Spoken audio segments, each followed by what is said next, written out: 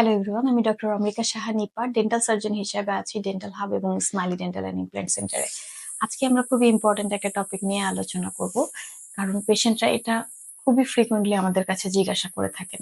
সেটা হচ্ছে আমরা কতদিন পর পর টুথব্রাশটা পরিবর্তন করব। এটা খুবই জরুরি, কারণ একটা ভালো টুথব্রাশের সহযোগিতায় আমরা দাঁত এবং মাড়িকে সুস্থ রাখতে পারি। আমেরিকান ডেন্টাল অ্যাসোসিয়েশনের রেকমেন্ডেশন অনুযায়ী আমরা প্রতি 3 মাস পর পর আমাদের টুথব্রাশটা পরিবর্তন করব। তাছাড়া আরো কোন কোন বিষয়গুলো আপনি খেয়াল রাখলে বুঝতে পারবেন যে আপনার টুথব্রাশটা চেঞ্জ করা প্রয়োজন? প্রথমত, আপনার টুথব্রাশের ব্রিসেল গুলো যদি এরকম বাঁকা হয়ে ছিঁড়ে যায়, সেক্ষেত্রে অবশ্যই আপনার টুথব্রাশটা পরিবর্তন করা প্রয়োজন।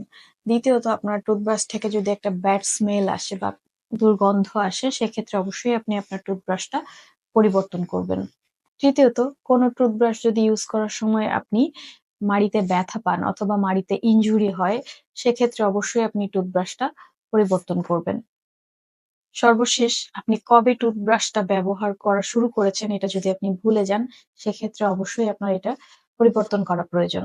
লাস্টলি আমরা বলে থাকি, কোনো অসুস্থতার সময় যদি আপনি টুথব্রাশটা ব্যবহার করে থাকেন, সেক্ষেত্রে সুস্থ হওয়ার পর আপনি একটা নতুন টুথব্রাশ ইউজ করা শুরু করেন এই টুথব্রাশটা পরিবর্তন করে। একটা নতুন টুথব্রাশ আপনার দাঁত এবং মাড়িকে সুস্থ রাখতে অনেক গুরুত্বপূর্ণ ভূমিকা পালন করবে। ধন্যবাদ।